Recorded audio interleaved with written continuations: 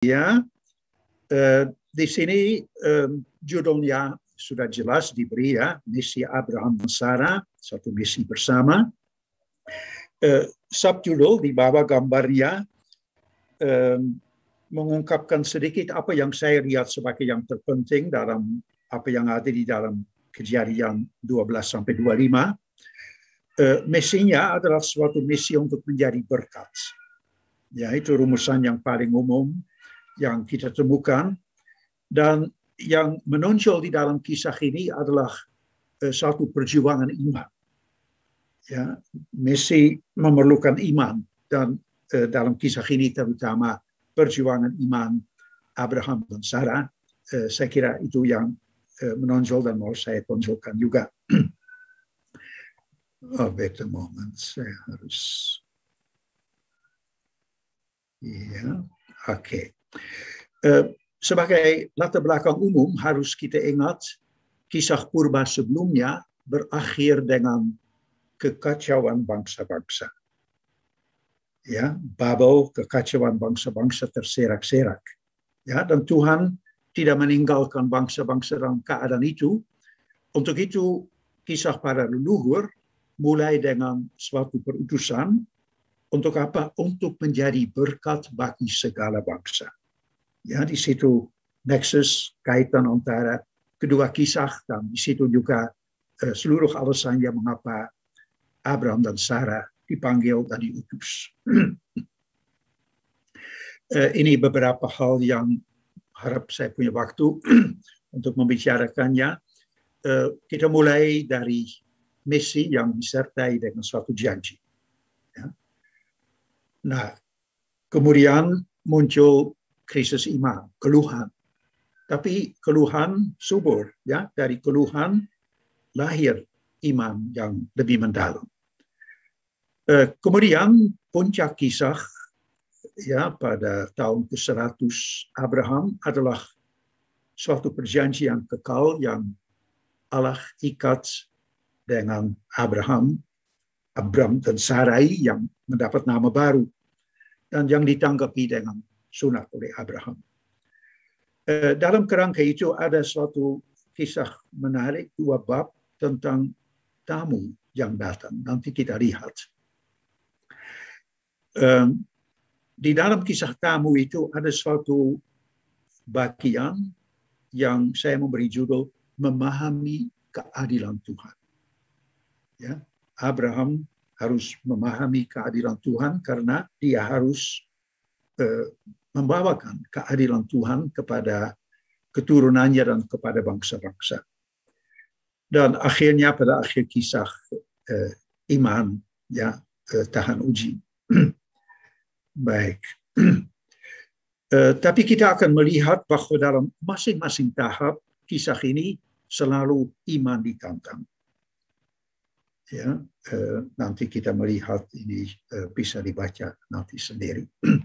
Kita mulai dari misi dan disertai suatu janji untuk menggerakkan misi itu.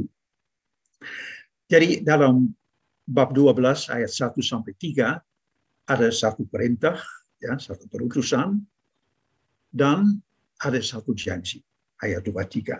Ya, kita melihat sebentar sabda perutusan, pergilah, ya, itu sudah kata pertama sudah menunjuk bukan hanya kepada panggilan, tetapi biasanya kita bicara tentang panggilan Abraham, tetapi ini perutusan, pergilah. Ya, dan pergi selalu berarti pergi keluar dari sesuatu, bergerak keluar.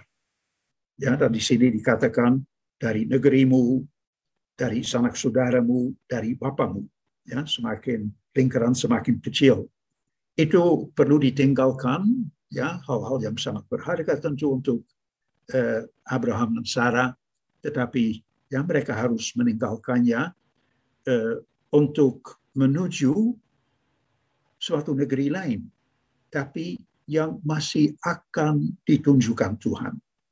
Negeri yang akan kutunjukkan kepadamu. Jadi kepastian harus ditinggalkan untuk suatu ketidakpastian. Ya, di situ iman dituntut. Itu titik tolaknya. Dan tentu siapa yang mau bergerak keluar dari hal seperti itu, ya, kalau tidak ada perspektif, kalau tidak ada harapan. Dan harapan itu diberikan dalam ayat kedua dengan keterangan tambahan pada ayat ketiga.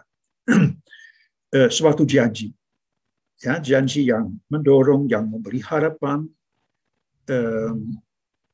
Aku akan membuat engkau menjadi bangsa besar. Atau dengan kata lain, akan memberkati engkau. Ya, karena memberkati dalam kisah Kejadian, ya, sudah berkaitan dengan menjadi banyak. Ya.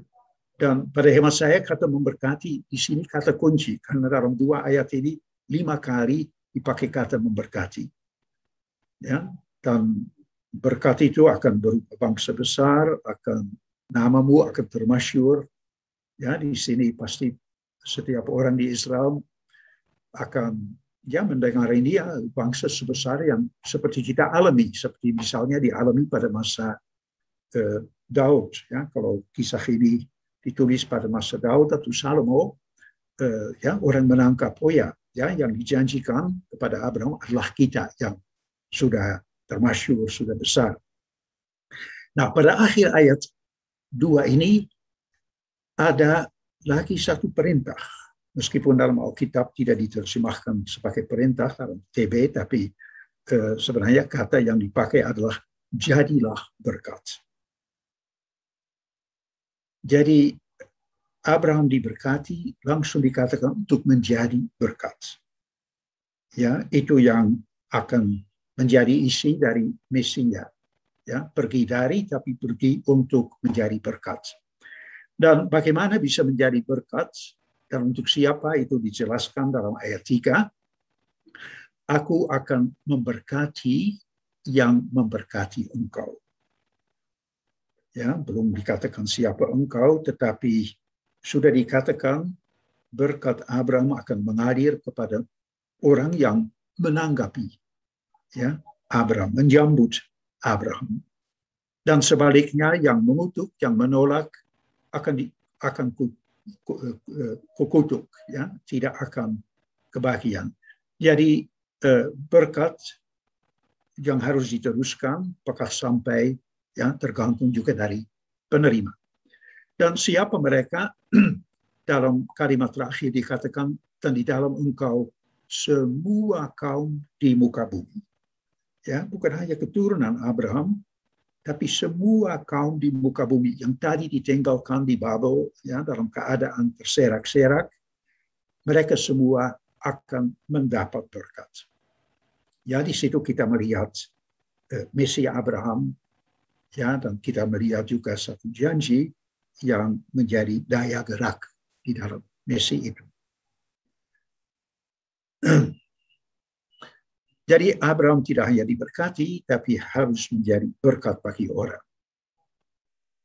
Ya, ini saya kira sudah saya jelaskan tadi, bisa nanti dibaca sendiri.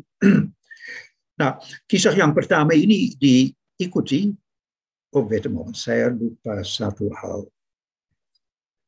Pada akhir dikatakan ayat 4, lalu pergilah Abraham seperti yang difirmankan Tuhan kepadanya. Jadi tidak ada kata dari Abraham, tidak ada kata oke, setuju, aku percaya, tapi imannya terungkap di dalam menaati perintah Tuhan. Jadi dia pergi seperti yang difirmankan. Ya, dia pegang firman Tuhan dan sesuai dengan itu dia pergi. Itu sesuatu yang menarik di dalam kisah Abraham. Imannya selalu tampak dalam tindakan. Ya, bukan dalam kata-kata Abraham, tapi dalam tindakannya. Di sini pergi. Jangan kita mengira bahwa dengan demikian kisah sepertinya sudah selesai. Ini satu tindakan iman, tapi belum tentu bahwa iman itu bisa terus bertahan. Kita sudah melihat dalam beberapa kisah berikut, langsung dalam bab yang sama, Abraham malahan melepaskan istrinya waktu dia di Mesir. Takut, ya, mendapat untung. Ya, di sini kita tidak melihat suatu kesetiaan Abraham kepada janji Tuhan kepada Abraham dan Sarah mengenai keturunan. Ya, jadi tapi Allah menjaga. janjinya dan dia mengembalikan Sarah waktu itu masih Sarai ya ke Abraham. Dalam kisah berikut Abraham tampil sedikit lebih baik ya. Kalau Abraham dan Lot tidak bisa mengembalakan domba di tanah Kanaan bersama, Abraham berani ya menyerahkan pilihan kepada Lot. Ya, dia percaya bahwa Tuhan akan mengaturnya dan memang Lot memilih yang sangat subur ya dekat Sungai Yordan dan seberangnya kan Lot sebenarnya leluhur dari bangsa-bangsa seberang, sedangkan Abraham tetap di tanah Kanaan kemana Tuhan membawanya.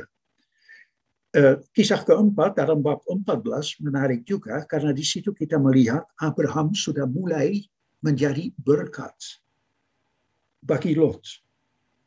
Ya, Lot ditawan oleh raja-raja, Abraham mengejar membebaskannya. Ya, jadi tidak usah ya menunggu menjadi berkat bagi bangsa lain, ya bangsa Ammon dan Moab yang menjadi keturunan Lot. Abraham sudah mulai menjadi berkat meskipun ya cerita perkembangan berkat masih sangat jauh juga. Nah, di tengah jalan dalam bab 5 kita melihat Abraham 10 tahun kemudian atau 15 tahun kemudian sudah mulai ragu-ragu, makin tua ya dan tidak ada keturunan. Tuhan mengatakan kepadanya, upahmu akan sangat besar. Ya, tapi Abraham sudah merasa itu kata-kata saja. Ya, apa artinya upah bagiku kalau tidak ada ahli waris, kalau tidak ada anak? Tapi Abraham berpikir juga, dia tahu satu pemecahan yang di dunia kuno biasa, ya orang bisa mewariskan segala hartanya kepada seorang hamba terpilih. Ya, seringkali salah seorang hamba kepada segala hamba mengatur banyak dan menjadi orang kepercayaan dan bisa menjadi ahli waris. Tapi Tuhan tidak menolak ya, pemecahan yang masuk akal dan yang ditawarkan ya, yang tidak minta banyak iman. Tuhan menolak ya, dia mengatakan keturunanmu ya akan menjadi ahli waris. Dan Abraham kembali percaya. Ya, percaya pegang kepada firman janji yang diberikan. Tuhan menegaskan janjinya dengan memperlihatkan bintang-bintang di langit, begitu banyak juga akan keturunanmu. Ya, terus di sini kita melihat satu pergumulan iman, satu keluhan yang seperti seringkali dalam Mazmur, keluhan berujung kepada iman.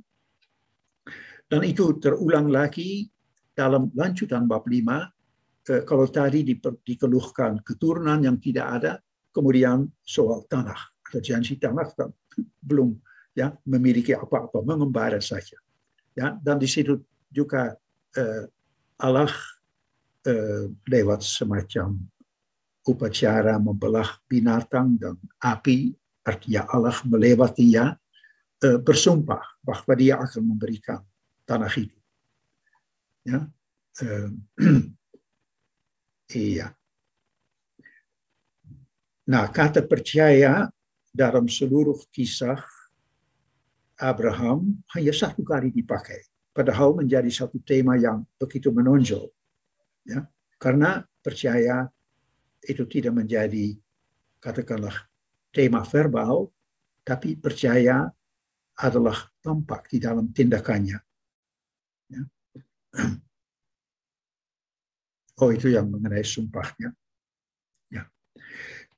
Dalam bab berikut juga Sarai tampaknya tidak percaya dan memberikan hambanya Hagar kepada Abraham. Ya, supaya Hagar melahirkan ahli waris bagi Abraham. Itu juga di dalam tata dunia kuno, ya, sesuatu yang mungkin bahwa ahli waris ya dilahirkan oleh salah seorang hamba yang diberikan oleh nyonya kepada suaminya, ya, kalau sendiri tidak mendapat anak. Jadi lagi suatu pemecahan masuk akal, tapi suatu pemecahan yang tidak menunjukkan kepercayaan kepada janji ya, bahwa Abraham dan Sarah akan menjadi bangsa besar. Dan jelas Tuhan tidak mengatakan ya bahwa dia menolak itu, tapi dari perkembangannya jelas itu tidak membawa pemecahan, ya hanya membawa perpecahan di dalam keluarga Abraham. Ya, dan di situ tampaknya juga ada penolakan untuk jalan keluar seperti itu. Lalu di dalam bab 17-21 kita berada di dalam tahun ke-100 Abraham. Ya. Angka tahun sangat berperan di dalam seluruh kisah. Ya, dan ini pusatnya. Dan dalam tahun ini semua yang terpenting terjadi. Mulai dari suatu perjanjian. Tadi sudah ada janji dipertegas, ada semacam sumpah. Sekarang diberi suatu perjanjian kekal kepada Abraham dan Sarai. Suatu perjanjian yang membawa kelimpahan janji Allah bagi mereka berdua. Ya, bagi Abraham juga bagi Sarai, bisa dibaca dalam ayat-ayat itu. Dan Allah menegaskan perwujudan dari ya apa yang dijanjikan lewat perjanjian ini, menegaskan juga dekatnya dengan memberi Abraham dan Sarai nama baru. Ya, Abraham menjadi Avraham, ya, ayah dari banyak bangsa. Sarai menjadi Sarah, ya, permaisuri, ibu raja-raja. Dan dari pihak yang menerima perjanjian hanya ada satu tuntutan. Ya, tidak ada satu Taurat panjang yang perlu dipenuhi, hanya satu, yaitu diminta sunat dari Abraham dan semua laki-laki di dalam rumahnya sebagai tanda perjanjian. Itu saja. Nah, bagaimana perjanjian itu ditanggapi? Ya, malahan dengan reaksi tidak percaya. Ya, dan malahan rancang. Ya, kalau kita baca teks itu, ya, lalu tertunduklah Abraham dan tertawa dan berkata dalam hatinya, mungkinkah bagi seorang yang berumur 100 tahun dilahirkan seorang anak? Dan mungkinkah Sarah yang telah berumur 90 tahun melahirkan seorang anak? Ya, seperti ya semacam ejekan. Jadi Abraham di sini kembali ya lebih pandai daripada Tuhan, mengusulkan satu pemecahan yang lebih masuk akal, ya, tidak menuntut iman yang bukan-bukan. Jadi dia mengusulkan biar Ismail, ya, yang sudah lahir, biar anak dari hamba menjadi ahli waris. Tapi Tuhan kembali menolak, ya, dan di sini Tuhan semakin tegas dalam janjinya. Yang akan dilahirkan adalah yang akan melahirkan anak itu adalah Sarah. Dan lebih tegas lagi dalam waktu 1 tahun, ya, dalam tahun ke-100 ini. Setelah penampakan Allah berakhir, tampaknya Abraham menyatakan imannya. Ya, tidak dengan kata, tetapi dengan taat kepada perintah Tuhan, menjalankan sunat. Ya, dan sepertinya itu ya tanda bahwa Abraham percaya, ya, dan tidak jelas lagi menyatakan ketidakpercayaannya lebih lanjut, ya. Tapi bagi kita menjadi pertanyaan, bagaimana Sarah? Dan itu menjadi nampak dalam suatu kisah tamu yang datang, 3 tamu yang disambut baik, tapi sekarang malahan juga buat Sarah ketawa. Bab 18-19 harus dibaca sebagai satu kesatuan. Ya, itu seluruhnya mengenai kunjungan 3 tamu. Bab 18 itu kunjungan kepada Abraham dan Sarah, 19 kepada Lot, keluarga Lot di Sodom. kedua cerita mengatakan bagaimana disambut, ya, baik oleh Lot, baik oleh Abraham, tapi buruk oleh orang Sodom. Kemudian juga tujuannya, ya, tujuan positif, memberitahukan nanti kelahiran anak, juga penyelamatan Lot, tapi juga ada satu masalah yang akan dibicarakan. Di situ untuk ya sedikit skema mengenai yang harus dibaca bersamaan. Kita melihat hanya beberapa hal. Pembaca diberitahu sejak awal kisah bahwa kunjungan 3 tamu itu merupakan penampakan. Jadi sebagai pembaca kita tahu itu Tuhan, ya, tapi Abraham tidak tahu, ya, Sarah tidak tahu. Tapi meskipun demikian, mereka menerima tamu itu seolah-olah wah seperti Tuhan sendiri berkunjung, ya, tanpa mengetahui. Ya, itu satu titik tolak baik dalam kisah, ya, dan itu ya kalau itu dilakukan seringkali dalam kisah seperti itu juga dalam mitologi lain akan ada untuk pasangan seperti itu satu janji, ya, dan janji itu menyusul, ya, dan Abraham baru menjadi sadar Tuhan pada saat ya tamu bicara tentang Sarah, ya, tahu nama istrinya Sarah. Dan dia menegaskan kembali tamu itu bahwa Sarah akan melahirkan anak untuk dia dalam waktu 1 tahun. Ya, di situ koneksinya bagi Abraham jelas, ya, berhadapan dengan Tuhan.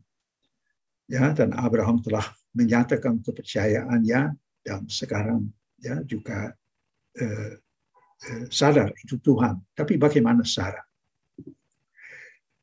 Janji bahwa Sarah akan melahirkan dalam 1 tahun menimbulkan dalam hati Sarah suatu reaksi ketidakpercayaan yang terungkap, ya, juga seperti dari Abraham sedikit secara ejekan. Ya, Sarah mendengarkan pada pintu kemah yang di belakangnya, di belakang Tuhan, ya, tidak kelihatan. Adapun Abraham dan Sarah telah tua dan lanjut umurnya dan Sarah telah mati haid. Satu informasi dari narator yang mempersiapkan ketawa Sarah, ya, tertawa Sarah dalam hatinya, ya, akan berahikah aku setelah aku sudah layu, sedangkan tuanku sudah tua. Ya, mengenai suaminya dia masih bicara paling, ya, dengan kata-kata hormat, tapi kata-kata yang lain agak ya seperti mengungkapkan ketawanya dengan, ya, kata-kata karena dia tidak sadar, belum sadar siapa yang bicara. Tapi ternyata tamu tahu reaksi dalam hati Sarah di belakang pintu, mempertanyakannya, ya, dan menuntut bahkan kepercayaan total akan kuasa Tuhan yang tanpa batas. Nah, di situ Sarah menjadi sadar, ya, dan ketawanya mau ditarik kembali. Ya, terkejut, ya, aku tidak tertawa, tapi dalam cerita malah dikatakan tidak usah ditarik kembali, ya, karena Allah memang mau, ya, membawa sukacita, ya, tawa, ya, bagi Sarah, dan nanti kalau anak sudah lahir dan 21, ya, Sarah kembali ketawa, dan kita tahu itu diungkapkan dalam nama Yitzhak, ya, Yitzhak yang, ya, dari bentuk Zahak, ya. Ya, jadi di sini kita melihat, ya, pasangan bersama-sama sudah sampai menyadari, ya, ini Tuhan dan Tuhan serius dan Tuhan dalam waktu dekat akan memberinya. Tapi sebelum sampai ke situ, ya, ada masalah lain muncul. Waktu Abraham mengantar ketiga tamu ke arah Sodom, ya, karena tamu mau melihat apakah keadaan di situ memang seburuk seperti dia dengar, berkembang satu percakapan. Dan di percakapan itu saya kira juga misi Abraham mau diungkapkan. Ya, Tuhan mengatakan mau mempercakapkan lebih dulu dengan Abraham karena Abraham harus tahu. Ya, Abraham harus mengajar. Ya, keturunannya harus mengajar segala kaum tentang Tuhan, tentang siapa Tuhan, tentang bagaimana Tuhan, kebenaran Tuhan, keadilan Tuhan. Dan karena itu berkembang satu kisah tentang Tuhan yang pertama-tama adil dalam arti ya tidak begitu saja percaya apa yang diceritakan, dia mau turun, mau lihat sendiri. Itu sudah satu ungkapan ya kebenaran dan keadilan. Tapi kemudian Abraham melontarkan masalah Israel dengan keadilan Tuhan yang ya paling terasa pada masa pembuangan. Ya, mereka punya kesan Allah tidak adil. Ya, dia menghukum orang benar bersama dengan orang salah. Ya, dan itu dipertanyakan sekarang oleh Abraham, ya, tema itu toh muncul. Dan Abraham mempunyai pandangan lain yang dia usulkan kepada Tuhan, ya, supaya tidak perlu orang benar ya dibinasakan dengan orang salah, tapi orang salah bisa diselamatkan selama masih ada orang benar, sekelompok orang benar di tengah mereka. Dan ini memang satu tema yang cukup penting karena kisah ini sangat ya mengantisipasi apa yang akan berkembang dalam perjanjian baru. Ya, hanya ada satu perbedaan. Ya, di sini Abraham percaya kalau masih ada kelompok orang benar, suatu masyarakat bisa diselamatkan Tuhan. Ya, dan Abraham turun dari 50 sampai berhenti akhirnya 10, karena kalau yang lebih kecil dari 10 bukan lagi kelompok, ya, bukan lagi bagian masyarakat. Sedangkan dalam perjanjian baru Tuhan akan lebih berani, ya, akan lebih jauh, ya, karena satu orang yang benar, ya, seluruh bangsa, ya, bisa diselamatkan. Jadi suatu tema yang mempersiapkan misi bangsa Yahudi di tengah bangsa-bangsa, ya, untuk memperkenalkan keadilan Tuhan, kebenaran Tuhan yang sekaligus adalah belas kasih Tuhan. Oke. Lalu ya semuanya berakhir dengan berselang-seling mengatakan bagaimana janji Tuhan meskipun masa depannya masih jauh, ya, baru keturunannya yang nanti banyak akan memiliki suatu negeri, tapi ada tanda pemenuhan. Ya, seperti dalam bab 21 satu ahli waris lahir, ya, itu sudah satu pegangan yang jelas. Juga Abraham mendapat hak atas suatu sumur, ya, ya, pijakan pertama di dalam bab, ya, hal itu nanti akan diteruskan lagi dalam bab 23, di mana dia mendapat juga satu gua sebagai makam untuk Sarah, ya, dan untuk Ishak anaknya ada menantu. Jadi secara progresif kita melihat tanda-tanda pemenuhan atau kesetiaan Tuhan akan janjinya. Tapi di tengah semua itu Allah masih satu kali memuji iman, ya, dan mengatakan kepada Abraham, ambillah anakmu yang tunggal itu yang engkau kasihi, yakni Ishak, dan pergilah ke tanah Moria dan persembahkanlah dia di sana sebagai korban bakaran pada salah satu gunung yang akan kukatakan kepadamu. Nah, kita sebagai pembaca tidak usah terkejut, ya, karena pembaca pada ayat pertama sudah diberi ini ujian, ya, kita tahu, ya, tapi Abraham tidak tahu bahwa itu ujian. Nah, di sini yang menarik di dalam kisah bahwa Abraham yang sebelumnya seringkali mengeluh, ya, ada keberatan, tertawa, bahwa itu hilang sama sekali. Ya, Abraham langsung mulai bertindak. Ya, padahal mendapat tantangannya yang paling berat. Ya, satu hal yang sepertinya tidak masuk akal. Ya, Tuhan susah memberikan dia satu anak. Apakah Tuhan sekarang menghancurkan pekerjaannya sendiri? Ya, tetapi Abraham langsung menjalankan, ya, dalam cara itu diceritakan dengan banyak memakai kata kerja lagi. Ya, imannya adalah di dalam tindakannya.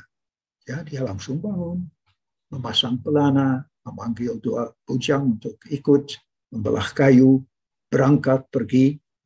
Ya, dan sedikit kemudian dalam cerita pada puncak waktu sudah sampai Moria, kembali, ya, tindakannya banyak diceritakan, ya, tindakannya yang mengungkapkan imannya tanpa keraguan apa-apa, ya, mendirikan mesbah, menyusun kayu, diikatnya Ishak, yang ya, diletakkannya di mesbah itu, mengulurkan tangannya untuk mengambil pisau.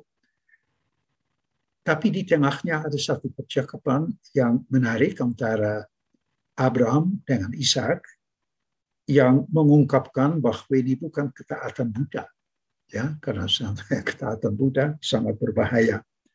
Tapi di dalam percakapan itu kalau Ishak bertanya, ya, inti jawaban Abraham adalah Tuhan Allah akan menyediakan.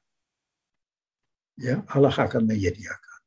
Jadi Abraham sudah sampai kepada suatu iman yang apapun yang diminta dia bisa lakukan karena dia sudah tahu, ya, pengalamannya bahwa Allah sampai sekarang menyediakan dan akan menyediakan, dan memang demikian. Ya, kemudian ketika Abraham sudah mengambil pisau, ya, sudah mengangkat tangannya, dan Allah sudah melihat ketaatannya yang penuh. Ya, dia menghentikan tangan itu dan memang menyediakan hewan pengganti. Ya, dan boleh dikatakan, ya, pada hari ketiga, karena pada hari ketiga mereka sampai di Gunung Moria, Abraham dan Sarah menerima anaknya hidup dari tangan Tuhan. Ya, itu semacam kisah, ya, kebangkitan anaknya, ya, satu kisah yang, ya, jelas kemudian, ya, dibaca juga sebagai suatu pralambang dari apa yang dijalani oleh Yesus, ya, wafat dan kebangkitan Yesus. Itu ya, pemaparan saya. Ya, sekali lagi ini jelas satu kisah Mesi. Ya, Abraham harus pergi, harus menjadi berkat. Ya, sudah menjadi berkat di tengah jalan, khususnya untuk Lot, harus menjadi berkat bagi segala bangsa. Sudah diajar di tengah jalan juga mengenai, ya, siapa Tuhan yang harus dia perkenalkan. Tetapi misi itu tidak gampang bagi Abraham karena meskipun didorong oleh janji, janji itu, ya, sepertinya tidak kunjung datang. Ya, dan di situ ada suatu pergumulan iman yang, ya, dalam jalannya harus dimatangkan, ya, sehingga di sini tampaknya, ya, mau dikatakan, ya, untuk misi yang sangat penting adalah imannya, ya, perkembangan imannya yang mendukung misi yang diberikan Tuhan. Sekian dulu, ya, moga-moga nanti ada pertanyaan yang bisa dibicarakan. Okay.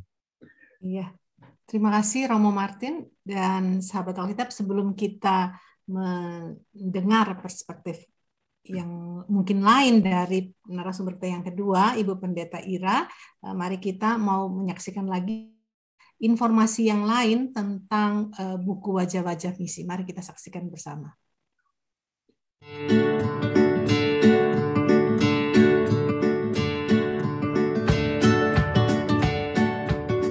Sahabat Alkitab, di tangan saya terdapat buku baru yang berjudul Wajah-Wajah Misi. Buku ini bercerita tentang misi, inspirasi hidup, dan teladan dari tokoh-tokoh Alkitab.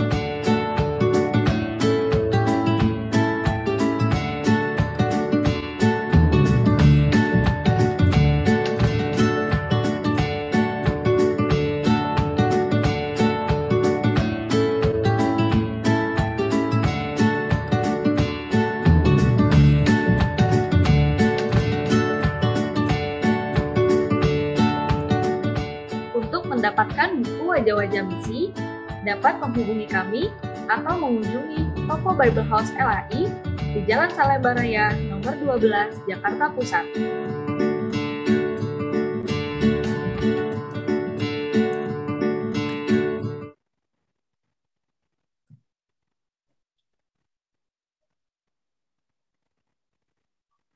Ya, sahabat Alkitab, itu tadi ya tentang buku Wajah-Wajah Misi, dan telah hadir bersama dengan kita salah satu yang terlibat sangat dekat ya, namanya tercantum di cover, yaitu Ibu Budi Inggelina. Kami atau biasa dipanggil Ibu Angel. Bu Angel.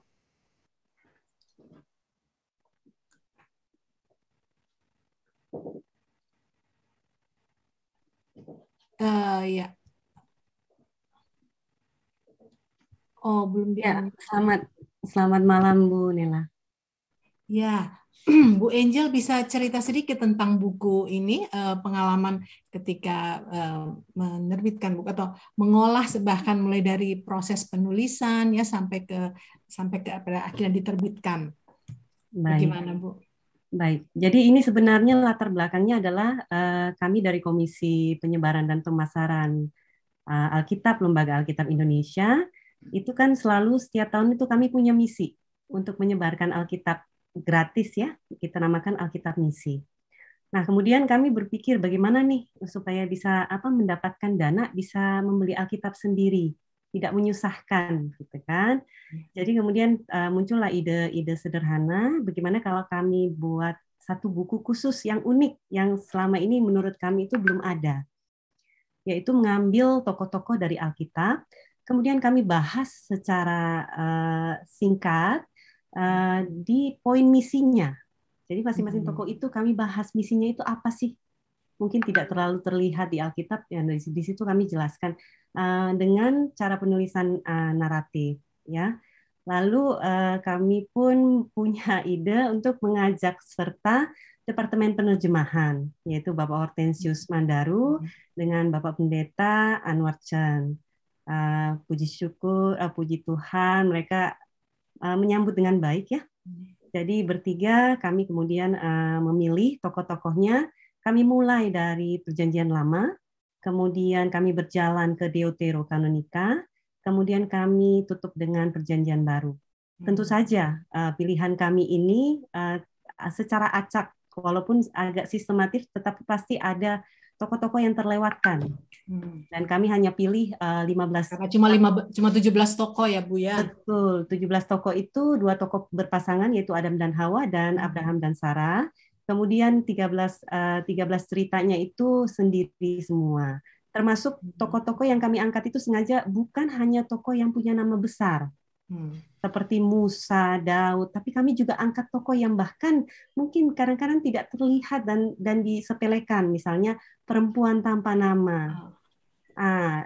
Perempuan tanpa nama itu punya misi, jadi nanti bisa dilihat di sana.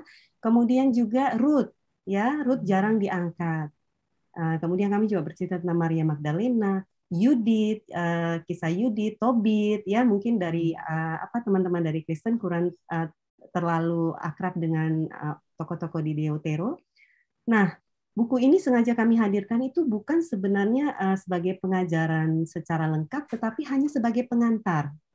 Kami maksudkan supaya ketika orang sampai membaca buku ini, mereka tertarik kepada Alkitab, bahwa ternyata di dalam Alkitab itu begitu banyak kisah luar biasa dan inspiratif, yang sebenarnya kalau mau ditekuni, kita bisa melihat pesan-pesan yang luar biasa dalam kehidupan yang berkorelasi dengan kehidupan kita sekarang ini.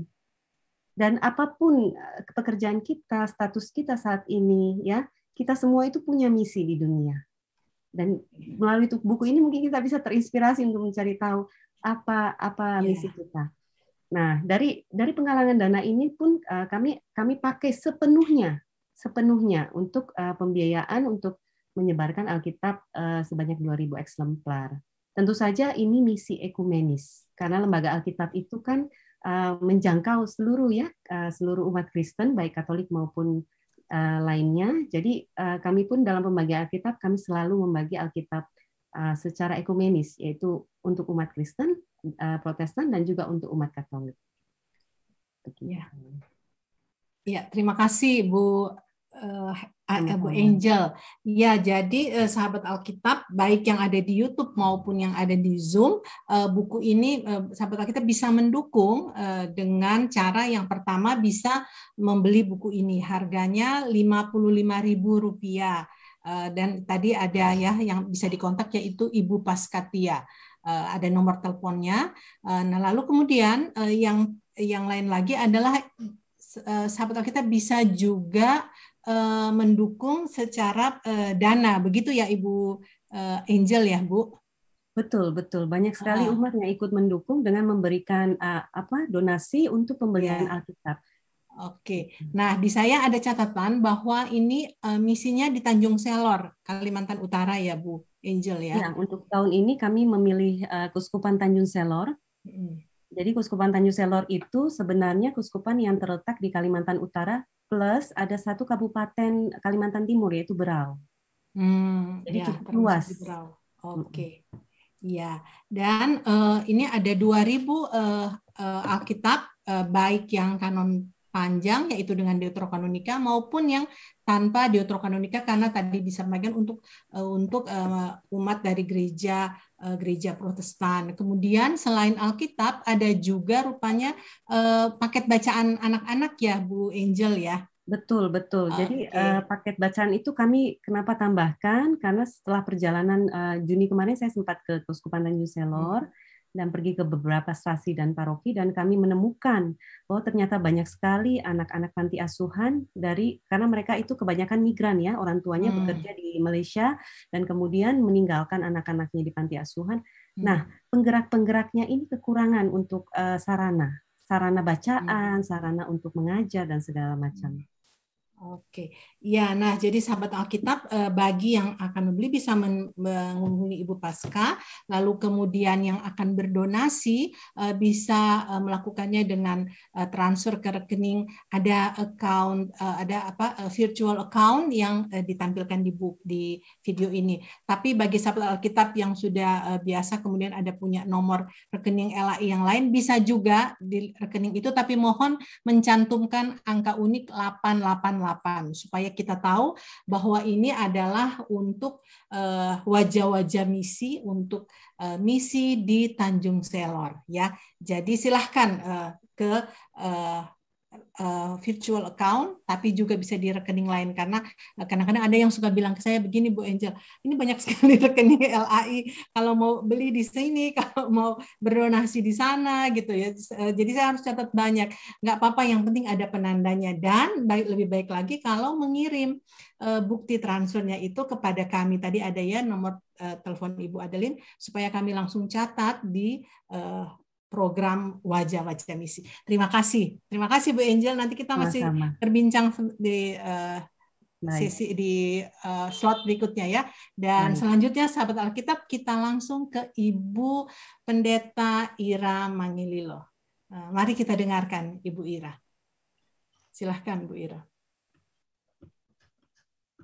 Terima kasih untuk kesempatan yang diberikan kepada saya, sahabat-sahabat Alkitab, dan terima kasih untuk Romo Harun yang telah memaparkan terlebih dahulu tentang misi daripada Abraham dan Sarah, dan saya akan lebih memfokuskan pembahasan saya ini tentang Sarah. Jadi kalau tadi fokus dari Romo adalah tentang Abraham, maka saya seperti menzoom dia dan melihat di mana Sarah di dalam proses migrasi ini.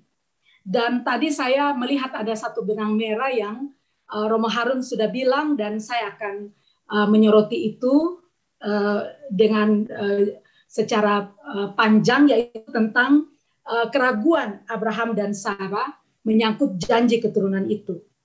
Dan tadi saya garis bawahi, Roh mengatakan bahwa akibat keraguan itu, maka itu tidak membawa persatuan, tetapi membawa perpecahan. Dan itu yang saya mau explore dia lebih dalam lagi. Di sini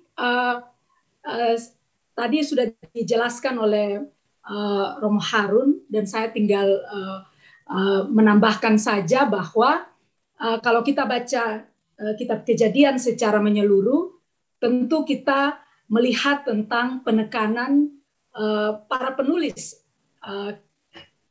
kitab ini tentang Allah yang berfungsi sebagai pencipta dunia, tetapi juga pencipta umat Israel itu sendiri.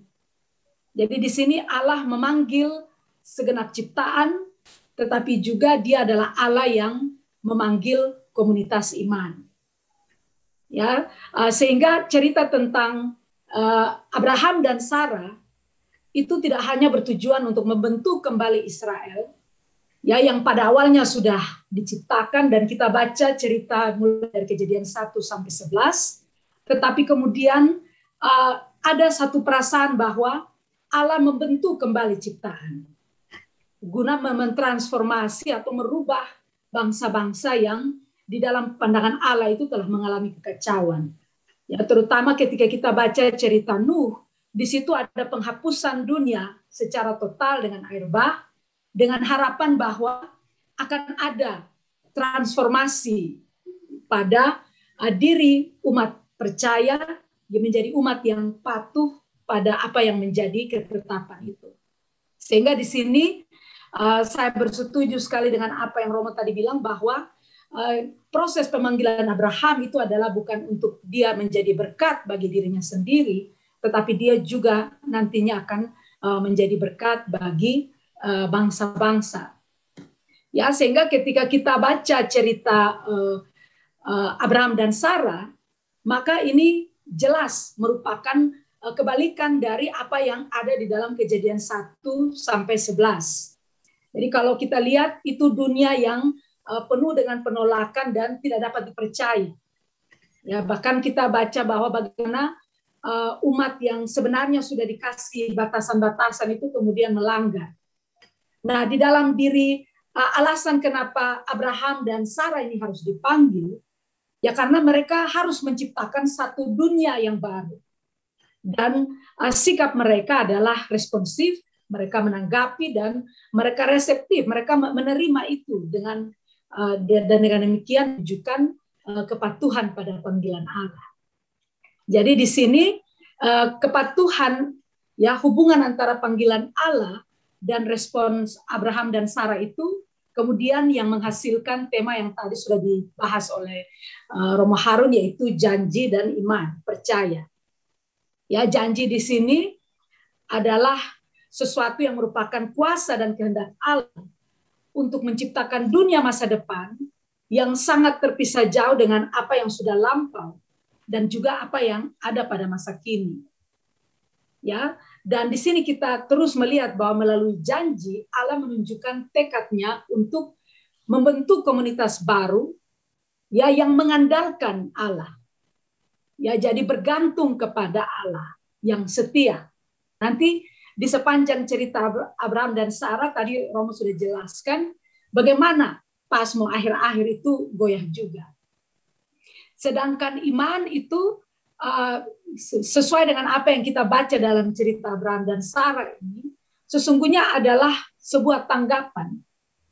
Ya, tanggapan yaitu satu kemampuan atau kapasitas untuk merangkul masa depan yang dinyatakan dengan penuh semangat, ya, sehingga apa yang ada di masa kini dapat dilepaskan demi melihat merengkuh masa depan yang telah ditetapkan Allah. Ya, dan ini tadi sekali lagi Abraham dan Sarah ada pada posisi beriman itu. Tetapi karena waktunya yang begitu lama dan panjang sehingga menimbulkan keraguan. Ya, sehingga di sini dengan kata lain iman yang teguh itu diperlukan Abraham dan Sarah untuk dapat menerima janji tanah dan keturunan. Ya, tetapi satu hal yang menarik ini adalah justru kenapa janji dan iman itu menjadi sangat penting, karena setelah janji tanah dan keturunan itu diberikan, Abraham dan Sarah diperhadapkan dengan persoalan yang sangat signifikan, yaitu tidak ada tanah dan juga kemandulan. Ya, karena dari awal Sarah ini sudah diperkenalkan sebagai perempuan yang mandul. Ya, jadi inilah dari awal narator atau pencerita sudah membawa kita pada urgensitas, mengapa penting bahwa harus ada iman supaya janji itu bisa terpenuhi. Karena ahli seperti Brueggemann mengatakan bahwa kalau tidak ada iman, maka nanti ada dua tanggapan.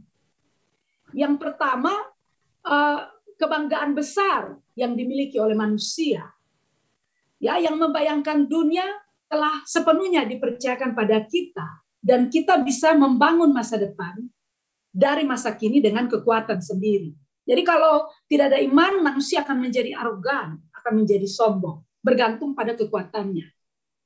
Dan nanti kita akan lihat apakah Abraham dan Sarah model begitu atau tidak.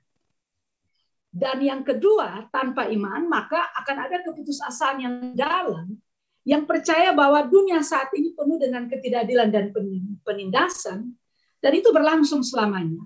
Bahwa nanti tidak akan ada kekuatan dari surga atau dari bumi atau dari manapun yang dapat membuat perubahan itu. Nanti kita lihat apakah Abraham dan Sarah juga akan jatuh pada rasa putus asa yang mendalam ini atau tidak di dalam perjalanan. Nah, sehingga di sini cerita Abraham dan Sarah mengusulkan sebuah realitas alternatif, ya, untuk menyelamatkan manusia, baik dari sikap kebanggaan pribadi maupun dari rasa putus asa. Jadi saya kira di penghujung daripada narasi tentang Abraham dan Sarah, maka itu realita baru yang mau dibangun. Itu realita baru yang Tuhan mau untuk dimiliki oleh bangsa Israel sebagai umat pilihan itu. Ya, dan dalam proses pemanggilan ini, Abraham dan Sarah keluar dari tanah mereka sendiri, yaitu Ur Kasdim. Ya, dan ia dan istrinya kemudian menjadi imigran yang berimigrasi ke tanah Kanaan. Ya, tetapi dalam proses itu, ia dan keluarganya mengalami peristiwa kelaparan yang memaksanya untuk berimigrasi lagi, untuk menemukan tempat yang menjadi tujuan mereka yang lapar. Dan dalam hal ini adalah Mesir. Ya, dan perlu kita catat ya, berdasarkan cerita nasi Abraham dan Sarah ini, maka kita tahu bahwa perjalanan sebagai kaum imigran itu tidak mudah. Ya, kita yang belajar peta Israel kuno, kita bisa tahu bahwa ketika mereka turun dari Ur Kasdim, mereka menuju ke Kanaan, lalu turun ke Mesir, maka mereka harus menghadapi iklim di dunia timur dekat kuno yang sangat berubah-ubah. Kenapa? Karena lokasinya yang berada di antara Laut Mediterania di barat dan juga Gunung Arabia di timur. Ya, pagi itu dingin sekali, siang itu sangat-sangat panas. Sehingga di sini di sepanjang perjalanan mereka bertemu dengan tanah semi kering yang tidak dapat diprediksi oleh orang-orang yang bergantung padanya untuk berproduksi. Ya, seperti yang harus atau diharapkan oleh para perantau seperti Abraham dan keluarganya. Jadi memang perjalanan yang sangat-sangat sulit bagi keluarga ini. Ya, tapi kenapa tujuan mereka Mesir? Karena Mesir tidak punya masalah seperti itu. Ya, Sungai Nil, ya, Mesir memiliki Sungai Nil dan delta yang subur, dan tepian sungai itu menyediakan hasil yang melimpah dan menarik perhatian kelompok imigran seperti Abraham dan keluarganya. Ya, sehingga dengan demikian Abraham utamanya ini kita lihat dia adalah seorang nomad, ya, orang yang berpindah-pindah yang berimigrasi dari suatu tempat ke tempat lain untuk menjadi tempat penggembalaan dan sumber makanan. Sehingga di sini kita lihat bahwa makanan dan rezeki adalah kekhawatiran utama dari kaum imigran. Ya, dan untuk itu supaya mereka bisa bertahan hidup, maka mereka harus bersatu sebagai sebuah kelompok. Ya, jika ada yang meninggalkan kelompok mereka, maka mereka dapat saja mati di tangan kelompok nomaden yang lain, yang juga bersaing untuk air, untuk makanan, untuk ladang, untuk itu ya, tempat mengembalakan domba-domba. Atau kalau mereka sendiri, mereka pun bisa dimakan oleh binatang buas. Ya, dan selain itu, ketika orang meninggalkan klan, itu akan mengurangi kekuatan klan, ya, kumpulan dari keluarga-keluarga tersebut, dan dengan demikian akan mengurangi pula kesempatan klan itu untuk mempertahankan diri dari serangan musuh. Ya, jadi kembali lagi sangat sulit ketika kita membayangkan perjalanan dari Abraham dan rombongannya. Ya, dan di dalam perjalanan Abraham dan kelompoknya ini harus berhenti di beberapa lokasi untuk beristirahat dan memberi minum hewan peliharaan mereka. Ya, dan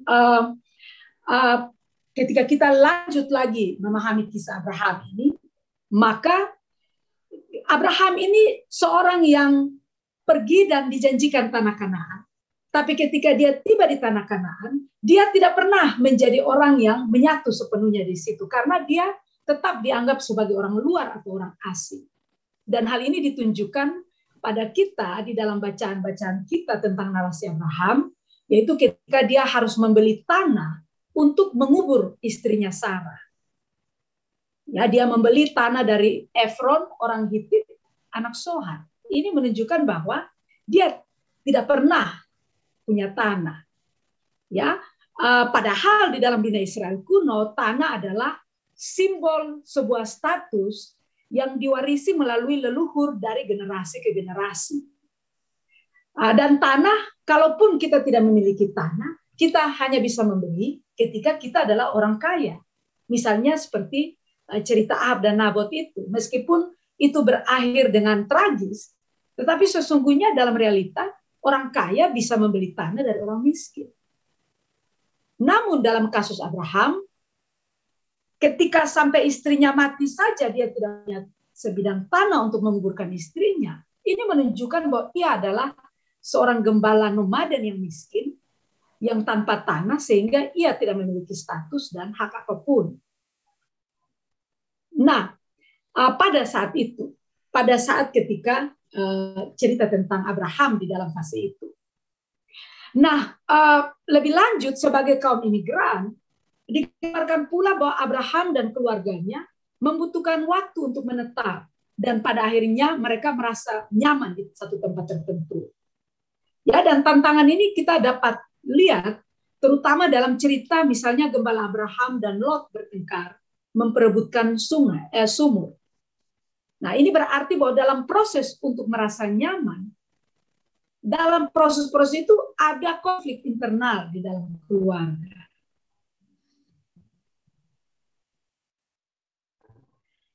Nah, pertanyaannya adalah dalam proses migrasi seperti itu, di mana posisi para perempuan? Nah, para perempuan biasanya adalah mereka yang menderita secara diam-diam dalam perjalanan tanpa akhir itu.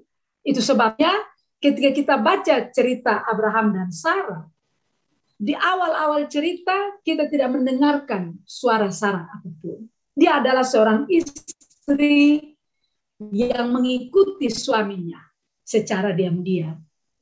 Mengapa? Karena kebudayaan pastoral atau kebudayaan nomaden itu adalah kebudayaan yang bersifat patriarki, dan oleh karena itu cenderung untuk mendiamkan pengalaman perempuan. Ya, kita sekali lagi kita belum mendengarkan suara Sarah di sepanjang cerita, nanti pas mau di akhir-akhir itu menunjukkan realitas seperti itu. Ya, sehingga kita lihat bagaimana narasi ini mengutamakan pengalaman Abraham. Sementara Sarah dilihat sebagai yang mengikuti semua keputusan nomaden suaminya. Nah, penggambaran perempuan sebagai pengikut, sedangkan laki-laki ditafsirkan sebagai pemimpin dan pengambilan keputusan, ini memang sudah sesuai dengan wacana maskulinitas kuno yang melihat perempuan sebagai pelengkap dalam proyek laki-laki. Nah, ini sebabnya dalam perjalanan nomaden, ya, perempuan terkadang menderita di bawah beban untuk menjaga dan merawat anak-anak mereka. Ya, terutama ketika para suami harus berpencar mencari tempat yang lebih baik. Dan terkadang para suami itu tidak pernah kembali karena terbunuh oleh kelompok nomaden lain atau binatang buas, atau juga bisa jadi dalam proses itu mereka bertemu dengan perempuan dari kelompok nomad yang lain dan mereka menikah dan menetap di sana. Dan dalam kasus Sarah, kita melihat bagaimana Abraham ini melihatnya sebagai yang ada untuk melindungi kepentingan Abraham. Nah, hal ini nyata ketika mereka tiba di Mesir. Abraham merasa takut bahwa orang Mesir dapat membunuhnya karena menginginkan Sarah. Maka Abraham menggunakannya untuk mempertahankan dirinya. Ya, sehingga di sini Abraham memilih untuk mengorbankan keselamatan Sarah daripada harus menderita. Dan ini nampak misalnya dalam Kejadian 12 ayat 16 dikatakan bahwa sementara Sarah dibawa ke Firaun, Abraham diberikan banyak harta kekayaan oleh Firaun. Ya, dan kalau kita membaca cerita ini dalam konteks modern, ya, maka apa yang sesungguhnya dilakukan oleh Abraham ini bisa saja dianggap sebagai tindakan untuk memperdagangkan istrinya. Ya, karena dia menerima pembayaran dan menjadi kaya dengan cara mengeksploitasi istrinya secara seksual. Ya, dia melakukan penipuan dengan memperkenalkan istrinya sebagai saudarinya. Ya, dan di sini dia memaksa istrinya untuk berada dalam situasi yang tidak ada jalan keluarnya. Dan sesungguhnya itu kan adalah definisi dari human trafficking atau perdagangan orang.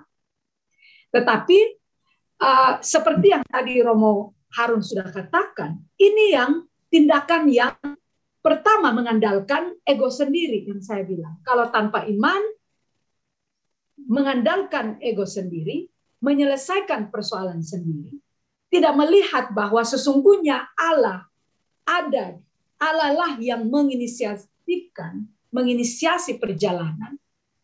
Dan kalau manusia seperti Abraham mulai mengandalkan dirinya, maka itu yang terjadi. Sehingga di sini Sarah mengalami penindasan ganda. Dia bukan hanya seorang perempuan imigran, tetapi dia juga adalah korban perdagangan orang. Dan yang melakukannya adalah orang yang paling dekat dengan dirinya sendiri. Dan Abraham ini seperti tidak tahu tobat-tobat ya.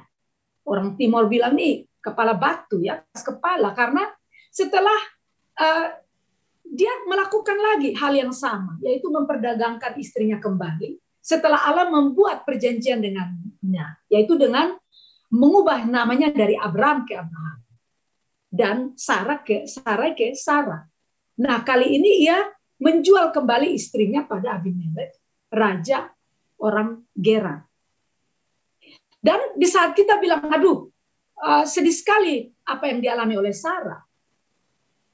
Ya, di saat kita mau pikir begitu, kita akhirnya dikuatkan karena untunglah Allah. Sama seperti ketika dia campur tangan pada apa yang terjadi pada Sarah di Mesir ketika dia dijual oleh Firaun, maka pada Abimelek ini pun Allah campur tangan. Dan kembali kita kembali pada tema janji dan iman. Dan di sini kita lihat bahwa Abraham karena ketidaksabarannya akhirnya mengandalkan dirinya sendiri. Ya, dan kita lihat bahwa penderitaan Sarah ini tidak berhenti di situ saja. Ya, sejak awal perkenalan tentang dirinya, ya di pasal 12 itu ia telah disebut Sarah si mandul. Nah, kata Ibrani untuk mandul ini adalah akara, dan ini merujuk pada ketidaksuburan perempuan, dan itu diambil dari akar kata yang secara harfiah berarti dicabut atau tanpa akar. Nah, seorang yang bernama Green Paps, dia mengatakan bahwa tanpa akar itu menggarisbawahi kehancuran, ya, karena pohon yang tanpa akar ini kan pohon yang hitungan beberapa waktu saja akan mati, tanpa masa depan. Ya, dan itu mencerminkan status sosial seorang perempuan yang rendah di dalam masyarakat Israel kuno. Karena status seorang perempuan itu, keberadaan seorang perempuan itu salah satunya dinilai dari kemampuannya untuk menghasilkan keturunan. Dan sehingga untuk itu keharusan ya untuk melahirkan anak ini merepresentasikan atau mewakilkan imajinasi patriarki terhadap perempuan dan seksualitasnya yang mengharuskannya untuk memiliki anak dengan cara apapun. Nah, itu sebabnya sikap Sarah yang tertawa ketika mendengar bahwa ia akan memperoleh Ishak di masa tuanya, itu bisa saja ditafsirkan sebagai apa saja. Ya, di antaranya mungkin mencerminkan penderitaan emosional atau stigma. Jadi ketawa getir begitu ya. Karena selama ini dia membawa penderitaan emosional akibat stigma dari kemandulannya yang telah membuat hidupnya hancur sehingga tidak memungkinkannya untuk merasakan kenikmatan baik secara emosional apalagi seksual dalam kehidupan rumah tangganya. Karena yang sanggup dia pikirkan itu hanya kapan saya memiliki anak, mengapa saya harus mandu. Nah, sehingga di sini ketika Sarah tertawa, Ishak itu juga dapat melambangkan kegembiraan atau kelegaan bahwa kesuburannya telah berakhir. Ya, bahwa kesuburannya itu ternyata itu lelucon saja. Dan bahwa Allah telah membawa sukacita dari kesedihan melalui kelahiran Ishak. Nah, selain itu ya, selain kepahitan akibat kemandulan itu, dari cerita yang kita baca tentang Sarah yang tadi saya sudah omong itu, bagaimana dia dijual oleh suami dan sebagainya, kita tidak bisa tidak kecuali berempati dengan Sarah yang kita mesti lihat sebagai korban. Ya, karena meskipun menjadi seorang yang ketika suaminya berhasil memperoleh kekayaan dari Mesir, kemudian dari Gerar ya, dari Abimelek, ya meskipun dia juga nanti memiliki budak, namun karena posisi gender dan ketidakmampuannya untuk melahirkan keturunan, itu telah membuat dia kembali lagi menjadi sosok yang rapuh dan rentan. Dan hal ini semakin diperumit atau dikomplekskan dengan sikap Abraham sendiri yang tidak pernah berkonsultasi kepadanya ketika mengambil keputusan yang menyangkut dirinya. Ya, misalnya ketika dia harus menyerahkan Sarah kepada Firaun dan Abimelek, dia tidak ditanya, kamu setuju atau tidak. Abraham hanya bilang, diam, tidak boleh omong apa-apa ya. Jadi Abraham tidak memberikan dia pilihan kecuali mengatakan diam, karena kalau kamu bicara nanti saya bahaya. Ya, dengan demikian maka dalam dunia Israel kuno, terutama mempunyai posisi migran perempuan seperti Sarah, maka kita bisa melihat bagaimana dia ini adalah objek seksual. Dilihat sebagai properti untuk mengekang atau memuaskan nafsu laki-laki dan sebagai alat tawar-menawar yang digunakan untuk menjamin kesejahteraan laki-laki. Sehingga di sini Sarah menjadi korban dari dua pihak, yaitu oleh suaminya yang menjadikannya alat untuk melindungi dirinya sendiri. Dan kedua, oleh Firaun dan Abimelek yang tanpa sadar mengambilnya sebagai istri mereka karena kecantikannya. Nah, selain itu, Sarah juga dimarginalkan dalam dua hal. Yang pertama, Abraham tidak pernah menginformasikannya kepadanya tentang janji akan diberikannya seorang anak. Dan Sarah ini harus mendengar itu secara tidak curi-curi saja, yaitu ketika tamu datang mengunjungi mereka dan tamu-tamu ini mengumumkan bahwa akan ada anak nanti. Ya, hal ini patut dianggap aneh. Ya, mengingat bahwa Sarah sangat ingin memiliki anak, namun tidak ada satu laporan pun tentang Abraham yang tentang Abraham yang memberitahu Sarah tentang janji Allah tersebut. Dan yang kedua, ya, dia dimarginalkan dalam hal informasi, terutama ketika Allah mengumumkan perubahan namanya dari Sarai menjadi Sarah. Itu Abraham yang menerimanya dan bukan dia. Sehingga pertanyaan di sini adalah, apakah Sarah bahkan pernah sadar bahwa namanya ini telah diganti? Ya, sehingga dari cara penggambaran seperti ini bahwa kita bisa merasa bahwa Sarah ini ada tapi tiada.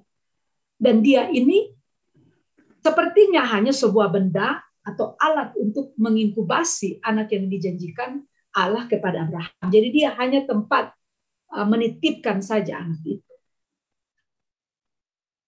Ya, jadi ada pesan seperti itu.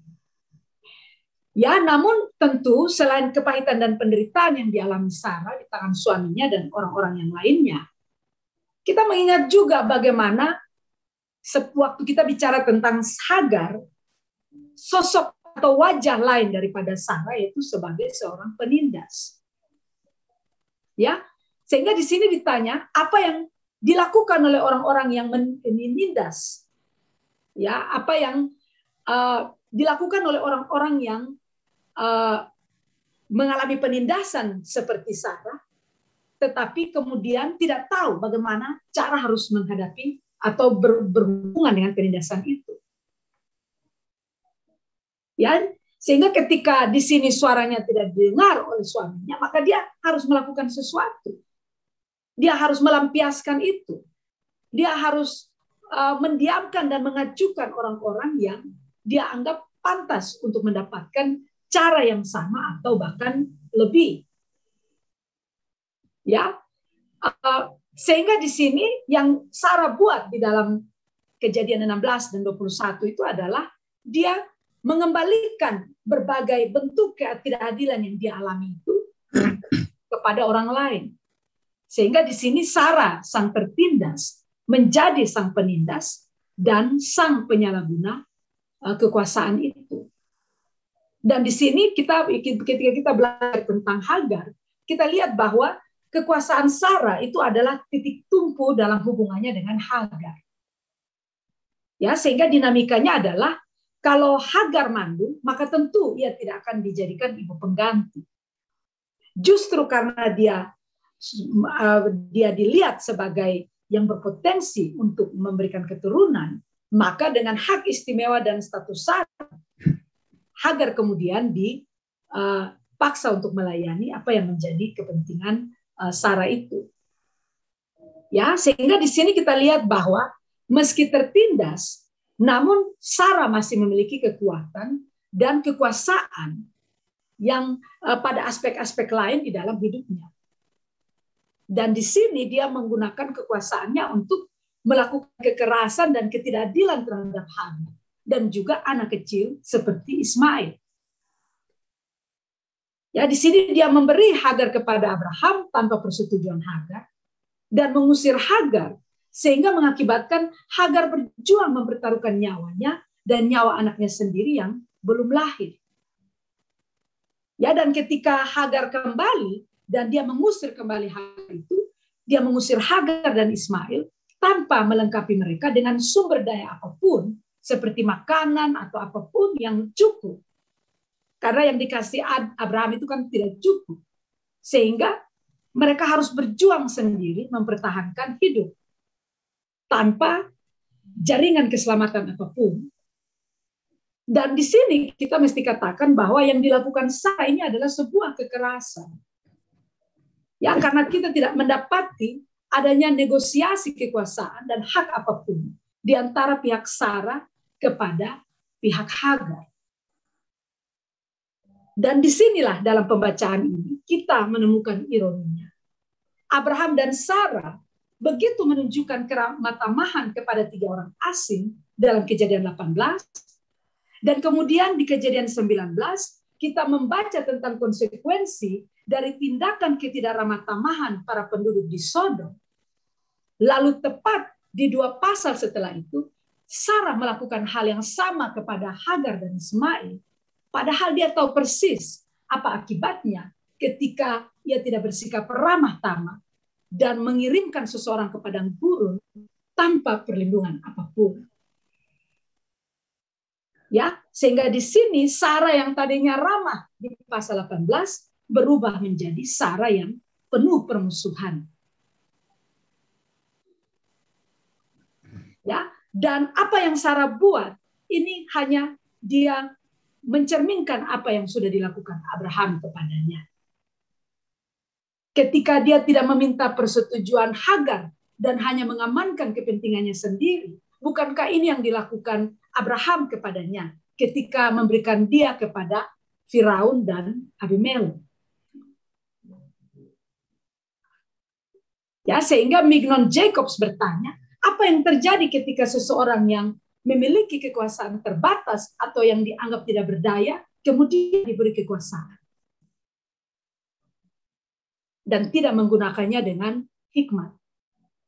Kita lihat bahwa di dalam cerita tentang Sarah, dia berulang-ulang diambil atau lakah. Dan kemudian diserahkan kepada Firaun dan Abimelek. Lalu dalam Kejadian 16, Sarah menyatakan kuasanya kepada Hagar dengan cara lakah, mengambil Hagar dan memberinya atau Natan kepada Abraham. Perkataan Sarah kepada Abraham, "Hine, lihat, tolonglah pergi dan bersetubuh dengan Hagar." Ini mengingatkan kita pada perintah Abraham kepadanya ketika mereka hendak mencapai Mesir. "Hine, tolong katakan, ya lihat, tolong katakan kepada Firaun." Jadi dia hanya mengulang saja apa yang dilakukan oleh Abraham kepadanya. Sehingga mungkinkah apa yang dilakukan Sarah ini adalah luapan dari semua yang dipendam dan dirasakannya secara diam-diam sebagai seorang perempuan imigran selama ini.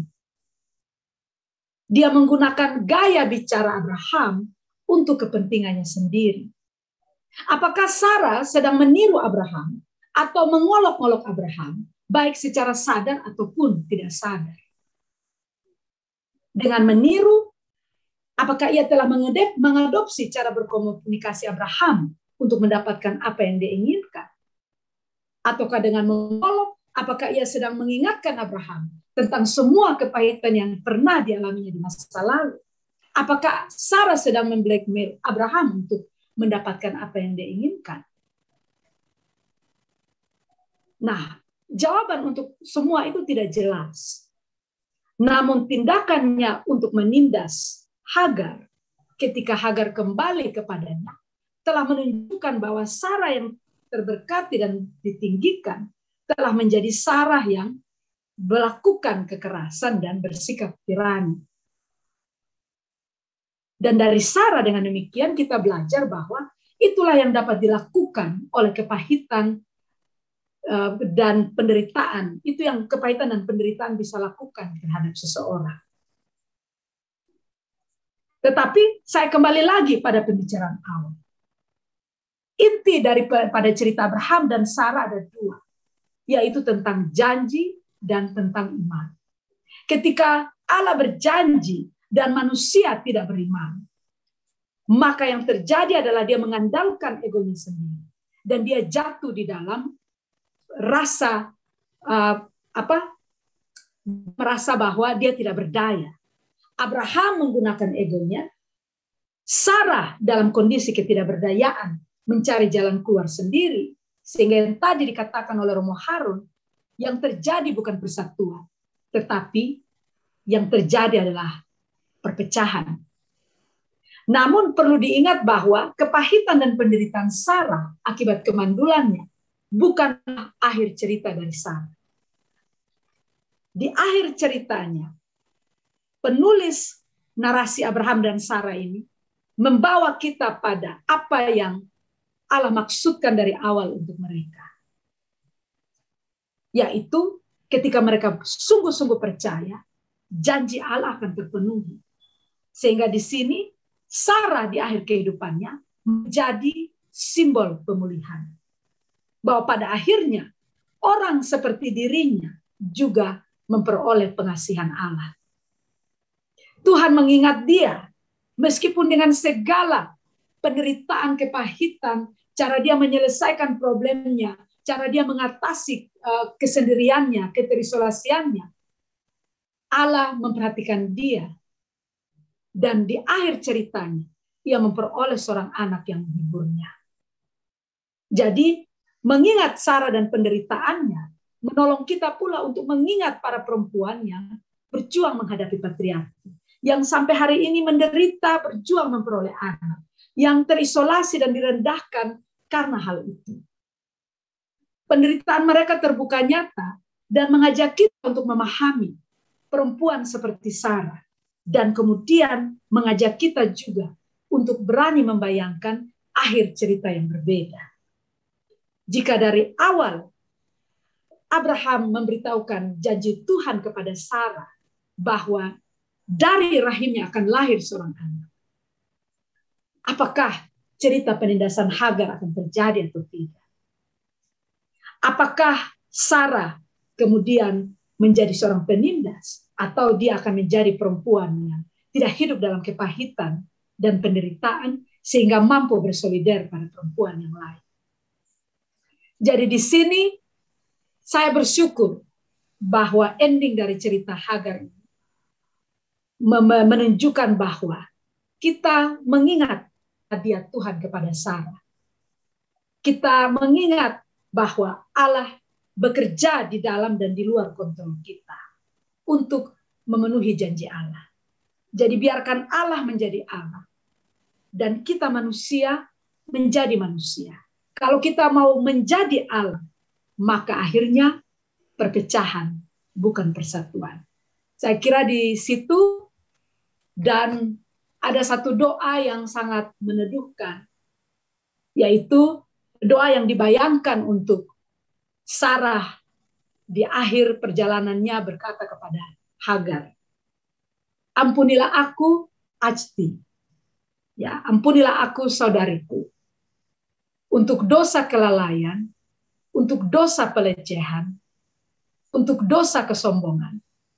Ampunilah aku, Ajti, untuk dosa tidak mengetahui namamu. Dan kalau saya tambahkan lagi, ampunilah aku, karena aku tidak mampu. Aku begitu terhisap di dalam kepahitan dan penderitaanku. Saya kira itu Ibu Nela, dan saya kembalikan. Terima kasih Bu Ira dan sahabat Alkitab. Silahkan yang ingin menyampaikan pertanyaan supaya bisa menuliskannya di layar live chat, baik yang di Zoom, yang hadir di Zoom maupun yang hadir di YouTube. Dan khusus untuk yang di YouTube, bagi yang menuliskan pertanyaan atau komentar di YouTube, akan dipilih di akhir nanti, akan dipilih beberapa orang untuk menerima giveaway dari LAI. Pengumumannya akan disampaikan besok di acara seminar Alkitab tentang Esra besok ya. Tapi sebelum kita menjawab pertanyaan dan tanggapan yang sudah disampaikan, Bapak Ibu, kita juga kembali akan mendengar sisi lain lagi dari Wajah-Wajah Misi, buku yang sedang kita sosialisasikan ini. Mari kita saksikan bersama.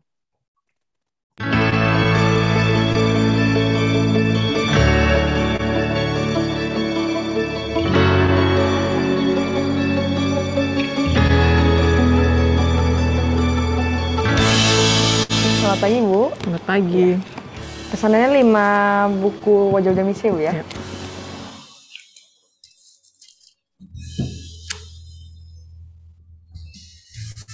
Ini untuk pesanannya, Bu, ya? Ya. Tentunya terima kasih, Bu. Terima kasih. Sahabat Alkitab, bermisi adalah panggilan kita bersama. Dengan membeli buku Wajah-Wajah Misi, kita telah turut mendukung kegiatan misi dan pelayanan Lembaga Alkitab Indonesia untuk menyebarkan kabar baik bagi umat Kristen yang ada di pelosok tanah air. Mari dukung pelayanan ini dengan membeli buku Wajah-Wajah Misi. Tuhan memberkati. Dapatkan buku Wajah-Wajah Misi di Bible House Lembaga Alkitab Indonesia, Jalan Salemba Raya, nomor 12, Jakarta Pusat, atau mengunjungi website www.alkitab.or.id. Info lebih lanjut dapat menghubungi 0811 995 2890. Iya, terima kasih. Dan kita kembali dengan Bu Angel. Bu Angel. Baik, Bu Nela. Ya, Bu Angel, bisa cerita lebih lanjut tentang misi di Tanjung Selor ini? Kira-kira kapan ini akan dilaksanakan dan bagaimana nantinya? Silakan, Bu. Baik. Untuk tahun ini kami memilih Keuskupan Tanjung Selor. Kami melihat bahwa di daerah Keuskupan Tanjung Selor itu memang masih sangat berkembang ya, dan masih sangat membutuhkan bantuan, terutama di dalam penguatan iman. Dan kemudian kami juga melihat Keuskupan memiliki satu program khusus, Tahun Solidaritas Misi. Jadi diadakan di Paroki Mansalong, tetapi itu melibatkan seluruh umat. Nah, nanti kami akan menyatukan acara ini, karena ini merupakan kerjasama juga dengan Lembaga Alkitab Indonesia, dengan Karya Kepausan Indonesia, dan juga Komisi Karya Misioner dari Konferensi Wali Gereja Indonesia. Nah, dengan Keuskupan Tanjung Selor, kami akan adakan puncak perayaannya itu di Pekan Misi, yaitu tanggal 24 Oktober, itu akan dilakukan di Paroki Mansalong. Cuma saya dengar dari... Itu di mana, Bu? Itu di mana? Paroki Mansalong itu ada di Keuskupan Tanjung Selor di Kalimantan Utara. Iya, di Tanjung Selornya ya, Bu, ya? Bukan. Jadi kalau pusat keuskupannya kan di Tanjung Selor. Kabupaten lain ya? Sama, di Kalimantan Utara sama. Keuskupan Tanjung Selor itu kalau daerah yang namanya Tanjung Selor itu juga di Kalimantan Utara, dan Mansalong juga itu di Kalimantan Utara, tapi jaraknya itu kurang lebih kita harus dari Tanjung Selor itu kami harus naik mobil lagi untuk bisa sampai kurang lebih 4-5 jam. Masih di pulau yang sama berarti ya, Bu, ya? Masih, cuma memang ya harus sedikit effort ya, kita harus terbang dulu ke Tarakan atau Berau, lalu kita lanjutkan dengan speedboat atau kita lanjutkan dengan perjalanan mobil ya. Gitu. Oke, ya. Nah, lalu ini kerjasama dengan Keuskupan Tanjung Selor, tetapi penerima buku-buku dan Alkitab ini juga berbagai gereja yang ada di sana, begitu ya, Ibu ya? Ya, betul sekali. Jadi memang karena saya bicara sedikit belak-belakan, banyak sekali umat Katolik masih sekarang mengira bahwa LAI itu adalah lembaga Kristen. Ya, Protestan jadi, maksudnya ya. Ya, Kristen Protestan. Gereja-gereja reformasi. Iya, jadi mereka lebih mengenal Lembaga Biblika Indonesia. Jadi memang kami juga berusaha ya sosialisasi kepada umat Katolik di sana bahwa ini adalah lembaga kita bersama. Tetapi jelas pada saat pelaksanaan itu, walaupun kami menggandeng Keuskupan Tanjung Selor, kami juga meminta kesediaan dari Keuskupan Tanjung Selor untuk bekerja sama dengan gereja-gereja Kristen Protestan yang ada di keuskupan tersebut. Jadi saling rangkul dan kemudian nanti pada puncak perayaan semuanya akan hadir untuk diundang dan menerima pembagian Alkitab, 1000 itu Deuterokanonika dan 1000 itu Alkitab untuk umat Kristen. Tanpa Deuterokanonika ya. Betul. Ya. Ya, berarti mungkin bisa juga ada dari Nunukan, kan ada pulau-pulau ya. Sekali. Oh, Ibu tahu, ya benar. Nunukan salah satu yang akan datang juga parokinya akan menerima. Betul. Oke, ya terima kasih Bu Angel dan sahabat Alkitab, demikian sekali lagi tentang buku Wajah-Wajah Misi, kemudian misi di balik penerbitan ini, dan kiranya sahabat Alkitab yang ingin mendukung misi terkait dengan buku ini, silahkan melakukannya sekali lagi seperti yang selalu disampaikan melalui 3 cara. Yang pertama, mendoakan ya agar di tengah-tengah situasi pandemi seperti ini, semua acara atau rencana yang tadi disampaikan oleh Ibu Angel ini bisa terlaksana dengan baik dan lancar dan aman untuk semua yang terlibat. Lalu yang kedua, Bapak Ibu sahabat Alkitab bisa melakukan dukungan itu dengan cara menginformasikan ini kepada orang lain, informasi mungkin ada juga ada kebutuhan Alkitab di sini mungkin bisa untuk membantu ya. Lalu yang terakhir tentu dengan memberikan donasi yang bisa disampaikan tadi kami sudah tuliskan untuk rekening virtual account. Cuma kadang-kadang banyak orang yang suka nggak bisa dengan virtual account ya, ada juga yang kurang familiar. Nah, jadi kalau sudah ada nomor rekening LAI, silahkan ke rekening LAI yang ada, tapi tolong cantumkan angka uniknya yaitu 888 sehingga kita langsung di keuangan LAI langsung mencatatnya untuk wajah-wajah misi ini. Terima kasih sahabat Alkitab, Tuhan memberkati, dan terima kasih juga untuk Bu Angel.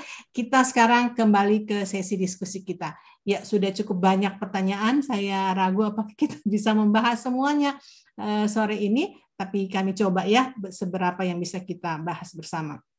Ya, yang pertama ada pertanyaan yang ditujukan, memang ini disebutkan untuk Romo Martin ya, tapi baik juga kalau Ibu Ira juga bisa memberikan pendapatnya. Karena ini kalau nggak salah disampaikan ketika masih sesi Romo Martin. Begini, kita dari akun Yose Rizal dan Hastri Hapsari. Jadi ada 2 orang ya yang hadir. Yang pertama, kita sering mendengar Abraham bapak orang beriman. Bagaimana dengan kiprah dan kontribusi Sarah sendiri? Tadi sudah disampaikan oleh Ibu Ira ya. Apakah ini mencukupi atau mungkin Bu Ira akan menambahkan sendiri atau meringkas kontribusi Sarah di sini ya. Kemudian yang kedua, kata orang di balik seorang pemimpin atau suami yang hebat, ada seorang perempuan atau istri yang hebat. Bagaimana korelasi historisnya dengan kehidupan Abraham dan Sarah saat itu? Apakah ada gium ini berlaku juga ya untuk Abraham? Yang ketiga, secara khusus pada Sarah, apa yang sebetulnya Sarah lihat dalam diri Abraham saat ia dengan setia mengikuti panggilan Tuhan dan suami sebagai keluarga imigran pertama dalam Alkitab? Lalu keempat, mudah-mudahan narasumber kita bisa mencatatnya juga ya. Secara pribadi saya mempertanyakan gelar Abraham sebagai bapak orang beriman setelah peristiwa di Mesir di Kejadian 12, di manakah iman Abraham saat itu dan mengapa Tuhan Allah tetap memperkenankan Abraham dalam perjalanan spiritual dan perjuangan iman misinya menjadi berkat. Mohon pencerahan Romo, tapi juga ini kita akan dengar dari Ibu Ira ya, silahkan. Kita mulai dengan Romo Martin, kemudian ke Ibu Ira.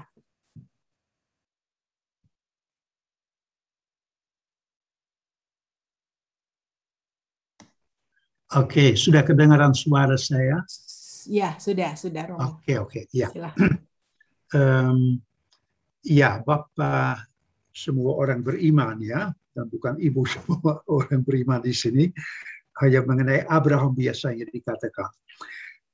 Saya kira kita harus mengerti iman Abraham tidak serta-merta ada. Memang luar biasa, dia dikatakan langsung pergi dan dari situ dikira tidak ada masalah.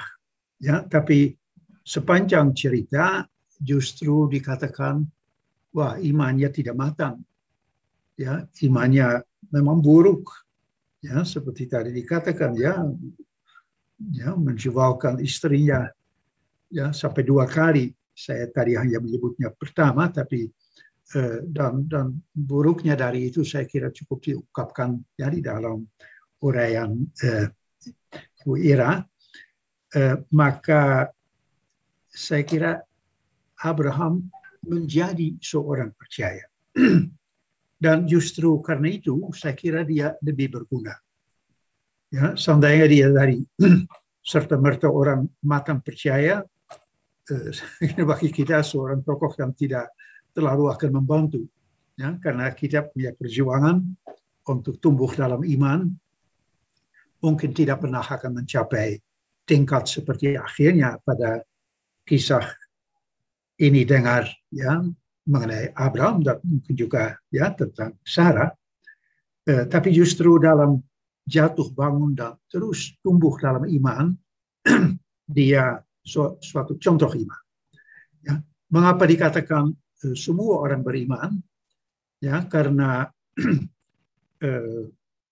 itu untuk orang Yahudi, ya, itu untuk orang Kristen, itu juga untuk umat Islam. Ya, memang belum semua orang, tetapi lebih dari separuh umat manusia, ya, kedua agama yang ya paling besar, termasuk juga yang ketiga Yahudi yang ya tetap kecil, melihat Abraham sebagai tokoh yang ya tokoh iman yang menggumuli imannya dan dari langkah ke langkah bertumbuh di dalamnya. Ya, dan dari sudut itu dia bagi saya menarik ya bahwa seorang beriman punya perjuangannya, ya maju mundurnya, ya punya kemurtadannya, ya tapi lewat pergumulan dan keluhan, ya dan juga keburukan, ya dia bertumbuh dalam iman. Dengan demikian saya kira pertanyaan pertama dan terakhir saya jawab, ya di balik suami yang hebat ada istri yang hebat. Saya hanya mau mengatakan ini ya, mungkin ya kalau kita dengar uraian Ibu Ira, ya kita bisa mengatakan di balik suami yang jelek ada istri yang akhirnya bertindak jelek juga. Ya itu satu sisi lain. Hanya yang sedikit saya pertanyakan, apakah, dan itu satu pertanyaan saya untuk Ibu Ira, apakah apa yang sekarang ya dialami oleh perempuan, khususnya perempuan yang sangat sadar feminis, ya penderitaan Sarah, apakah itu akan dialami pertama-tama oleh Sarah sendiri, ya kita tidak tahu persis sejarahnya bagaimana, tetapi kita memilikinya dalam suatu kisah, dan itu kisah yang ditulis di Israel. Kemudian waktu Israel sudah menjadi bangsa dan dibaca oleh mereka, apakah di situ ibu-ibu di Israel yang ya tidak mengenal perjuangan perempuan modern juga akan begitu menderita dengan kisah itu sebagaimana terungkap sekarang dalam ya kisah-kisah feminis. Saya dengan sengaja waktu saya dapat tugas tidak membuka tafsir feminis karena saya pikir itu akan diungkapkan, dan saya justru mau ya mendekatinya seperti biasanya didekati di dalam tafsir, ya, dan boleh dikatakan itu tunduk kepada maskulinitas yang ada di dalam kisah. Maka saya rasa juga baik itu diimbangi ya oleh satu uraian seperti diberikan oleh Ibu Ira, tapi saya kira itu bukan satu-satunya bacaan, karena oleh Israel saya kira tidak dibaca demikian. Ya, dan mungkin juga sekarang oleh sebagian ibu tidak akan dibaca seperti kita temukan ya di dalam orang yang ya sadar dalam perjuangan ya perjuangan feminisme ya. Terus itu oke. Apa masih ada kan semua lahir. Oke, yang ketiga, apakah Sarah lebih, itu mungkin lebih untuk Ibu Ira ya, yang ketiga pertanyaan. Ya, nomor 3 ya. Apa yang dilihat Sarah dalam diri Abraham? Saya sampai di sini saja. Ya, terima kasih Romo Martin. Kita ke Ibu Ira, silahkan Bu. Mungkin mulai dengan pertanyaan nomor 3 bisakah? Apa yang dilihat Sarah dalam diri Abraham katanya? Baik, terima kasih atas pertanyaan dari Bapak Yose ya. Apa yang dilihat oleh Jose ya? Apa yang Yose ya? Apa yang dilihat sebetulnya yang dilihat dalam diri Abraham sampai dia begitu bela-belain ya mengikuti Abraham, turun dari Ur Kasdim ke Kanaan, lalu pas kelaparan turun lagi ke Mesir. Sayang sekali teks kita tidak menjelaskan itu. Ya, kita tidak seperti cerita Ishak atau Ribka yang kita diberikan sedikit gambaran tentang pertemuan awal mereka. Kita mendapati sosok Sarah dan Abraham sudah dalam kondisi sebagai suami istri, dan kita mendapat kenyataan bahwa Abraham diperintah oleh Tuhan untuk melakukan perjalanan itu menuju ke tanah yang dijanjikan. Dan saya berpikir bahwa karena sistem masyarakat pada saat itu adalah di dalam keluarga itu ada yang namanya bet-af, rumah bapa, di mana suami itu adalah yang memimpin dalam rumah tangga itu, sehingga ketika ada keputusan-keputusan seperti itu ditentukan, maka istri, anak-anak, dan bahkan orang-orang yang tinggal itu pergi dan berjalan bersama. Jadi saya kira ini sangat dipengaruhi oleh budaya pada saat itu, dan kita juga tidak diberikan gambaran apakah Abraham panggil Sarah untuk diskusi seperti yang tadi Romo bilang, hal yang mungkin keluarga modern pada saat ini lakukan. Ya, tapi saya lihat juga bahwa itu adalah bentuk dari kebudayaan itu sendiri yang memang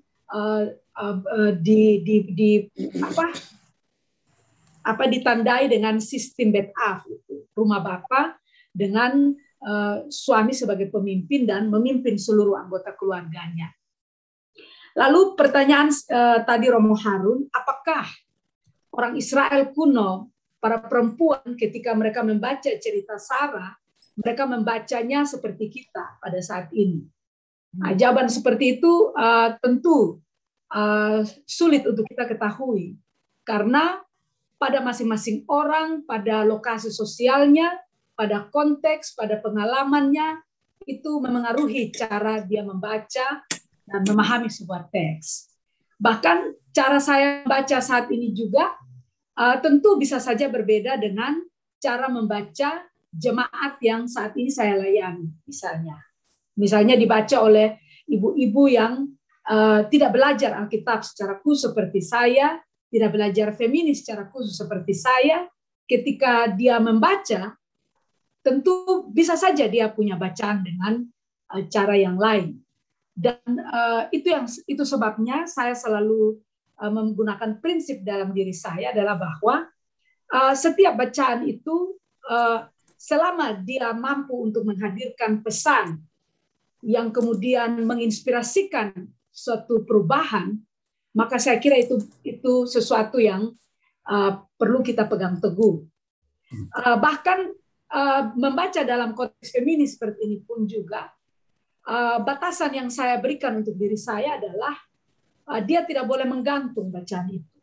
Kalau begitu, apa pesan yang kita bisa ambil pada saat ini? Yang saya lihat pada saat ini, saya bersetuju dengan Romo Harun bahwa manusia itu tidak sempurna.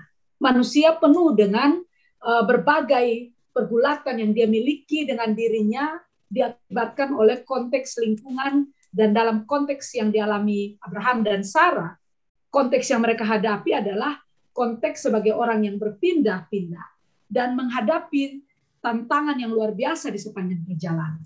Konteks patriarki yang sangat kuat, di mana hal-hal di dalam sebuah keluarga itu ditentukan terkadang oleh pemimpin bet-af itu, dan kemudian terkadang mungkin komunikasi tidak berjalan sehingga terjadi kesalahpahaman dan lain sebagainya. Tetapi itu ketika saya membaca ini, tetap pesan yang diberikan adalah sesungguhnya adalah bagaimana caranya kita untuk memperbaharui ke kondisi itu. Karena ketika kita baca dalam konteks saat ini pun, mungkin pada saat Israel kuno kita belum tahu istilah perdagangan orang. Tetapi ketika pembaca modern seperti saya baca di NTT, di mana NTT ini disebut sebagai yang darurat perdagangan orang, tindakan perdagangan orang, Maka setelah melihat definisi yang terjadi, apa yang dilakukan Abraham kepada Sarah, saya bilang, loh ini mirip sekali dengan tindakan perdagangan orang yang terjadi pada saat ini yang dialami oleh para jemaat kami yang ada di Gemir. Nah itu dia. Jadi tetapi kembali lagi kepada setiap orang maknanya sendiri-sendiri. Tapi saya garis bawahi bahwa bagi saya pesan yang kita keluarkan dari Alkitab adalah pesan pembebasan, pesan perubahan, pesan damai sejahtera. Kita mau berbunga-bunga seperti apapun, mau gunakan pendekatan feminis, postkolonial, pendekatan apapun. Tapi kalau dia tidak mempromosikan pembebasan, transformasi, dan dia hanya tinggal di ruang kelas untuk kebutuhan kita berolah intelektual kita, saya kira itu bukan tujuan saya. Dan apalagi ya Ibu yang saya harus jawab ini. Saya kira semua itu saya sudah sudah jawab. Ya, saya rasa sudah ya, baik sekali. Terima kasih Romo Martin maupun Ibu Ira. Ini saya harus memilih pertanyaannya karena banyak sekali yang disampaikan baik di Zoom maupun di YouTube. Nah, ini ada satu pertanyaan dari Bapak Mesah Detan. Pertanyaannya sebegini, buat kedua ya, mengapa Abraham disebut di awal acara kita ini sebagai imigran? Padahal kan yang memanggil Abraham dan mengadakan perjanjian dengan Abraham adalah Tuhan pencipta dan pemilik bumi. Berarti tempat dimanapun Abraham disuruh pergi adalah milik Allah juga. Jadi kemanapun Abraham disuruh pergi itu adalah negeri milik Allah pencipta juga. Jadi istilah imigran sini katanya macam kurang cocok begitu. Ya, ini tadi saya yang sampaikan, tapi juga tadi ada ya dari narasumber dan juga memang di buku ditulis juga imigran pertama. Jadi mungkin Ibu Ira dan Romo Martin bisa memberi penjelasan lebih lanjut. Silakan. Iya. Ya. Boleh saya dari mana? Mulai ya? Ya, silakan. Saya memang tadi tidak memakai kata emigran, mungkin kata migran lebih bisa saya pakai, tapi saya rasa kata lain yang dipakai Ibu Ira, nomade, itu sebenarnya dasar keberadaan leluhur Israel. Mereka nomade. Dan saya kira nomade tidak akan mengalami dirinya sebagai imigran atau emigran. Mereka bermigrasi terus mengikuti ya di mana ada tempat untuk kawanan mereka bisa hidup. Kalau dalam musim paceklik itu tidak ada di Kanaan, pergi ke Mesir, sehingga nomade saya kira tidak terlalu mengalami dirinya sebagai imigran atau emigran, karena ini suatu perpindahan sekali. Ya, tapi sebagai nomade kita mengira melihat mereka beberapa generasi ya masih kembali lagi cari istri di Mesopotamia, akan ke Mesir lagi. Jadi mereka adalah bangsa nomade yang belum terikat kepada suatu tanah, tetapi yang tentu rindu ya memiliki tanah untuk menetap. Dan karena itu janji Allah sangat menarik bagi Abraham. Ya, bahwa pada suatu saat ada tanah yang bisa digarap, ya, dan tidak dengan kawanannya datang ke tempat dan diusir lagi karena orang mau menabur dan mau panen. Ya, para nomade memang suka ya untuk juga bisa memiliki tanah. Ya, tetapi selama nomade tidak ada emigrasi, mereka bergerak. Itu pandangan saya. Karena itu saya lebih cenderung kepada kata lain yang banyak dipakai juga oleh Ibu Ira, nomade. Oke, ya silahkan Bu Ira. Saya tidak menambahkan karena Romo Harun sudah mewakili saya. Saya setuju. Ya. Oke, ya terima kasih dan kita lanjut ya. Ini ada cukup banyak yang berikutnya dari Setiana Ririn. Shalom Romo, Abraham dikenal dengan Bapa orang percaya dan Bapa yang beriman. Seperti yang kita ketahui, ada beberapa tindakan Abraham yang menyimpang dari imannya pada Allah. Lalu apa kiranya yang menjadi dasar sehingga dikatakan Bapa orang beriman? Tidak ada orang beriman yang tidak sampai ke situ, ya, atau terus ya mencarinya tanpa gagal juga dalam iman. Ya, jadi itu beriman, ya, beriman salah satu sisi dari iman, percaya kepada Allah ialah bahwa Dia berbelas kasih. Ya, apa artinya belas kasih? Ya, kalau saya tidak butuhkan imannya karena saya bisa tepuk dada dan mengatakan bahwa saya sudah seperti Abraham, stabil beriman. Ya. Saya kira beriman mengandaikan ya seorang yang sadar bahwa dirinya ya juga gagal, ya, kurang di hadapan Tuhan, dan toh dari situ setiap hari ya oleh Tuhan ditarik kembali kepadanya dan akhirnya percaya, ya, tapi tidak ya tanpa jatuh bangun, dari awal sudah ya menjadi beriman sempurna. Jadi dan dalam hal itu justru kisah Abraham bagi saya menarik, ya, karena dia sejarah terkesan wah sudah beriman, dia pergi, tapi ternyata tidak. Ya, dan setiap kali harus lagi dibujuk Tuhan, ya, dengan kesetiaan Tuhan menunjukkan kesetiaannya untuk kembali percaya, ya, kembali sampai akhirnya memang luar biasa, dia tahan uji yang paling berat, ya, itu saya belum sampai ke situ barangkali. Ya. Ya. Oke, ya, terima kasih. Silahkan Ibu Ira. Ya, jadi dia dikenal sebagai Bapak orang beriman, tapi setelah dia melakukan apa yang menyimpang dari imannya, apakah masih, ya, saya kira apa yang dikatakan oleh Romo ya seperti itu. Kembali lagi saya pada pernyataan awal saya bahwa cerita Abraham dan Sarah ini menceritakan tentang perjalanan kita sebagai umat manusia. Melalui mereka kita juga bisa melihat siapa diri kita. Bahwa kita adalah orang-orang yang berarak-arak untuk menjalankan apa yang Allah janjikan kepada masing-masing kita. Dan juga berpegang teguh pada iman. Untuk terus menjalani hidup setiap hari dengan pergumulannya. Dan tentu dalam perjalanan itu ada waktu di mana kita sangat teguh dan kita berjalan lurus baik. Tapi ada di saat di mana ketika kita berjalan, kita menemukan kesulitan dan karena persoalan itu begitu berat, kita mengalami kegoyahan dan kita memilih cara yang lain. Tetapi seperti yang saya katakan, bagi saya inti cerita dari Abraham dan Sarah ini bukan tentang kebencian seorang perempuan terhadap laki-laki.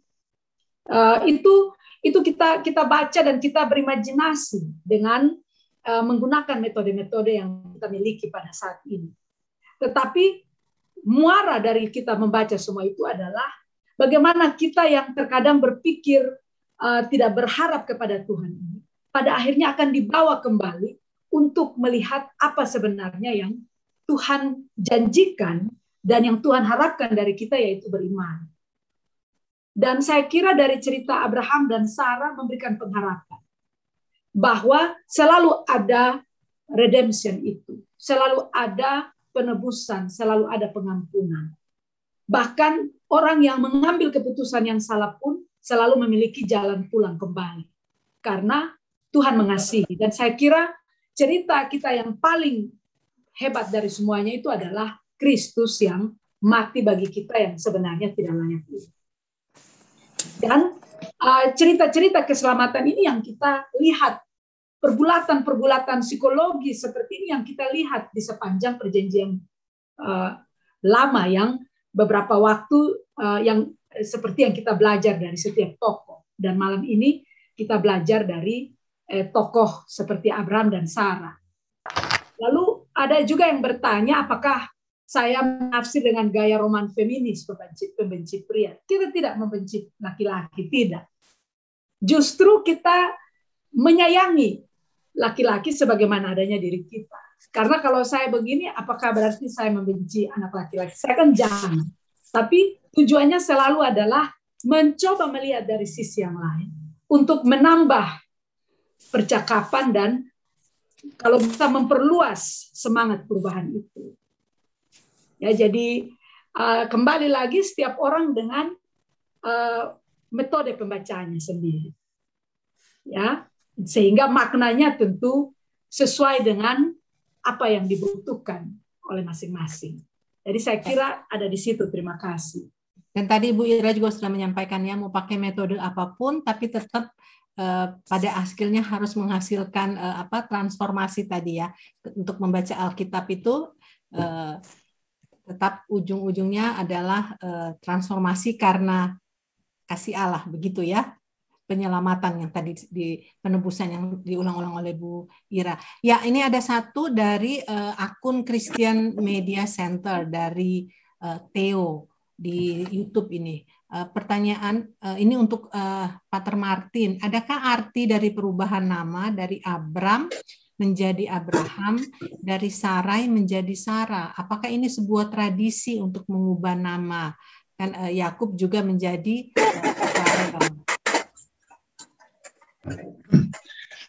Ya, bahkan di Indonesia ada perubahan nama kalau orang sakit, atau kalau saya kenal satu keluarga tidak kebagian anak, mereka buat dua hal. Dianjurkan coba adopsi anak dan coba mengubah nama. Dan kemudian mereka mendapat dua anak sendiri. Jadi perubahan nama rupanya punya suatu arti, ya, itu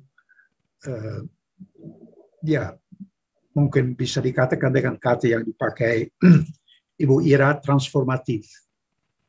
Ya, orang melewati satu transformasi dan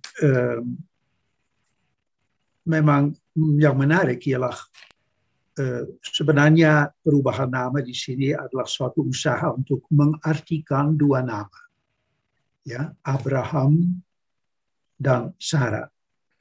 Ya, Sarah adalah bentuk feminin dari Sar, ya, dan Sar itu seorang raja pangeran, ya, sehingga Sarah yang sebelumnya Sarai, ya, menjadi Sarah, dia dilihat sebagai itu ibu, ya. Raja Daud, kemudian Salomo dan turun-temurun. Ya, dia yang tadi dikatakan mandul di sini ditegaskan, ya, bukan saja anak, ya, tetapi ya cucu cicitnya, ya, menjadi raja. Ya, terus di dalam nama ada suatu janji masa depan yang ya dipercayai, ya, itu efektif. Ya, begitu juga Abraham, meskipun dari sudut filologi tidak klop, tapi itu lebih populer. Ya, Abraham, Af itu Bapa, Ra ditambah kata huruf B juga, Raf, ya, banyak, Raba, Raf, dan Am. Ini tentu suatu permainan dengan kata, tetapi perubahan nama ini diceritakan di sini karena mengatakan ini titik peralihan, ya, dari menunggu lama sekarang, ya, dalam tahun ini ya Abraham dan Sarah akan mendapat anak pertama. Saya tidak tahu sejauh mana luas, ya, dikatakan Yakub kemudian di Yabok disebut Israel, ya, ada juga raja-raja yang mendapat nama kedua, ya, mungkin saya akan harus mempelajari hal itu, tidak pernah saya begitu dalami, tapi dalam tradisi, ya, kita di Indonesia menarik, ya, bahwa bukan hanya kita seringkali melihat orang tiba-tiba mengubah namanya, ya, tetapi ada bahkan di dalam Alkitab ya sebagai sesuatu yang membawa suatu berkat, ya, nama baru, berkat baru. Itu saja yang saya mau jawab. Oke, ya.